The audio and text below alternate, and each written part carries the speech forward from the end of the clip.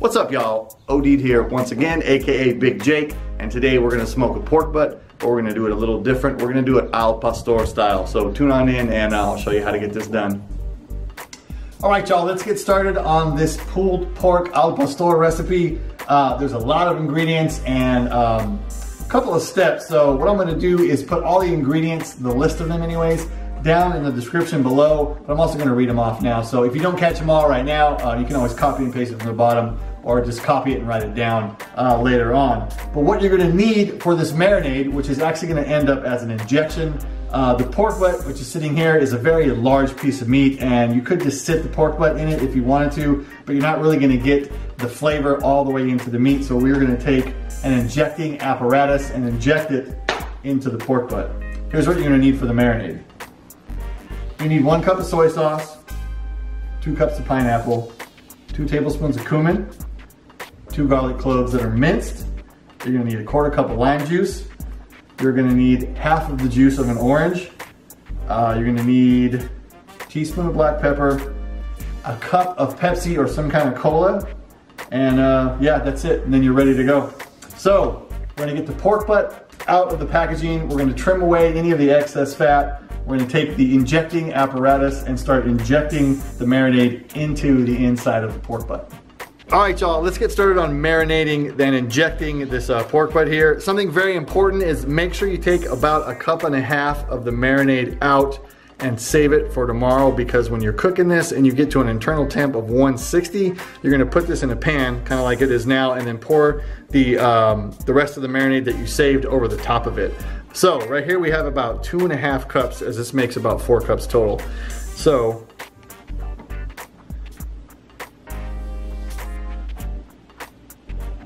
take your injecting apparatus and you're just going to inject it like so. And another great thing, and another reason why I put this in the pan right now, is because as you saw right there, sometimes you get some leakage. So you want to make sure that you put it in a pan. That way you don't get the marinade all over the counter, which is not good.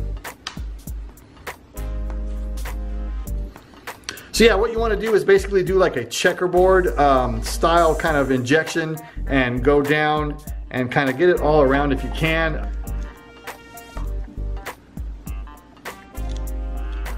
But yeah, just do it kind of like this. And you want to get even coverage if you can everywhere.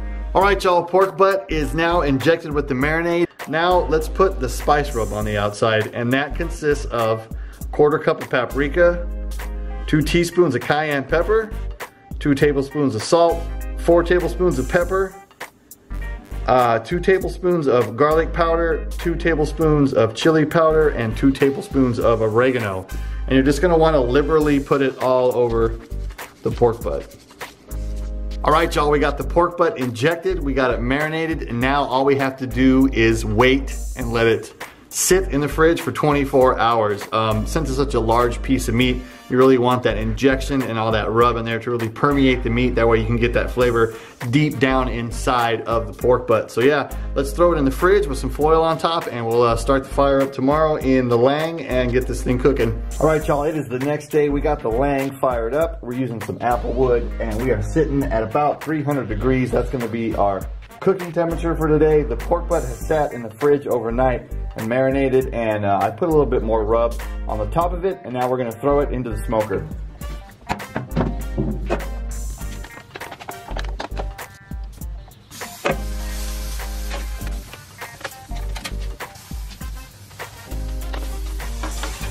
I'm also gonna put a probe here in the money muscle area. Try to get it towards the middle and far away from the bone as well, so we don't get a false reading.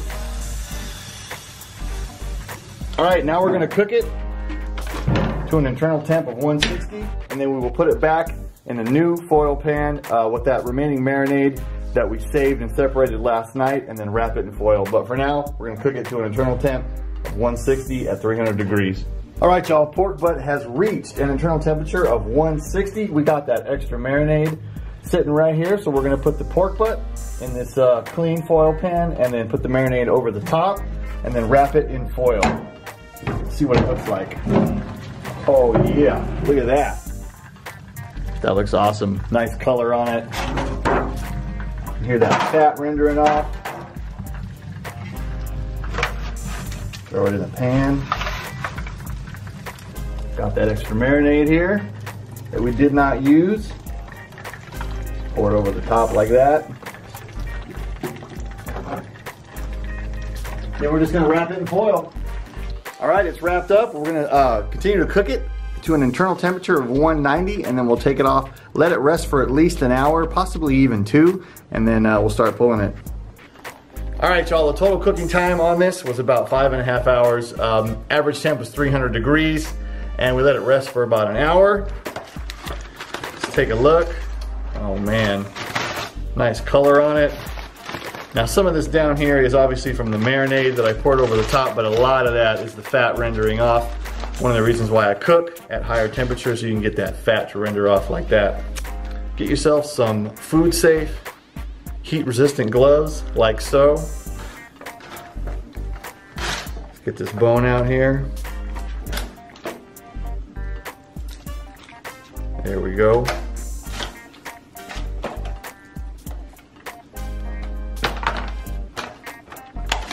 Nice and clean. Look at that, it's coming just right apart. It's a great sign. Smells amazing, nice and smoky. It's got that pastor kind of like style to it. You can smell the cumin and the pineapple.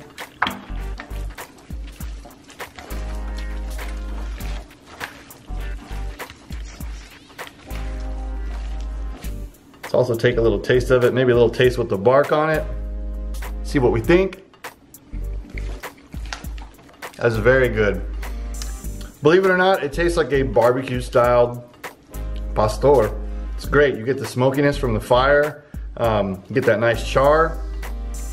But like I said earlier, same thing with the aroma. You get it in the taste, you get the pineapple, you get the cumin. Oh man, this is gonna be bomb.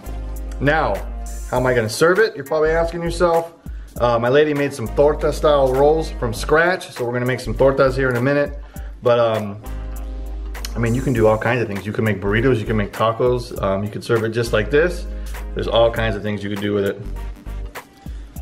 So yeah, let me finish pulling this, and then I'm gonna put a torta together so you guys can check it out.